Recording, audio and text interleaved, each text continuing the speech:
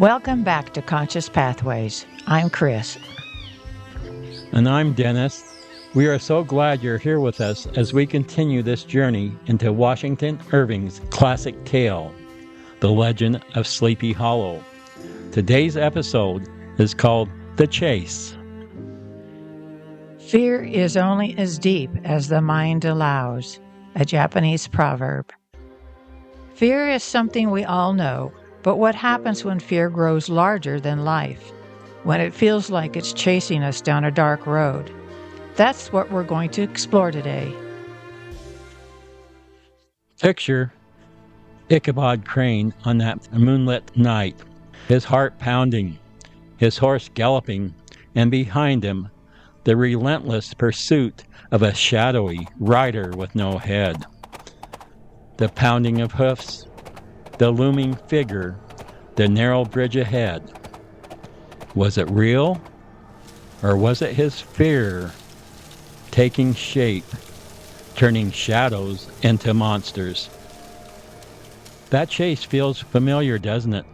Not on horseback, perhaps, but in the way fear can follow us, close and breathless, when we try to outrun it. When we run from fear, it seems to grow larger.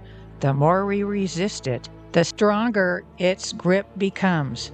Mystics through the ages have spoken about a stage in life called the dark night of the soul. That phrase might sound daunting, but really, it's something many of us experience in quiet ways. It's that season when the lights go out in the familiar room and suddenly we're fumbling in the dark. The old ways of thinking don't work anymore, and the new way hasn't yet come into view. It's a bit like those houses of mirrors you find at carnivals. You step inside and suddenly everything is distorted. You see reflections of yourself at odd angles, and you feel lost, even scared, bumping into your own image again and again. The exit is there, but in the moment it feels impossible to find. This is the essence of the dark night of the soul, a time of confusion and uncertainty, where the shadows seem bigger than they are, and where our own distorted reflections can feel like enemies. But what if, just what if, Ichabod had turned to face what chased him? What if, instead of fleeing, he had paused, breathed, and seen the shadow for what it was? The same holds true in a house of mirrors.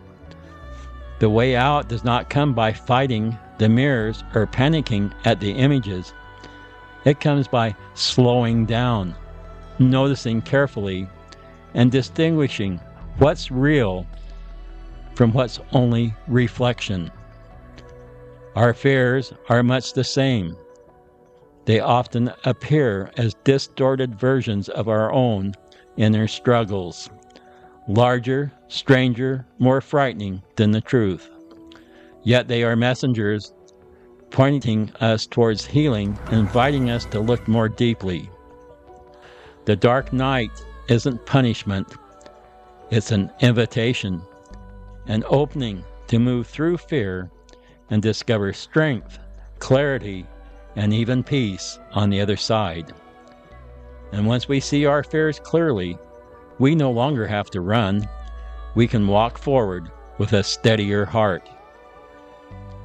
Each of us, at some point, feels the chase. We know the pounding heart, the urge to escape, but unlike Ichabod, we have the chance to stop running. By facing what seems to pursue us, we step into awakening. Fear may never fully disappear, but when we see it clearly, it loses its power to drive us. Next time, we'll move from the chase into the light, exploring what happens when the shadows lift and we begin to see with new eyes.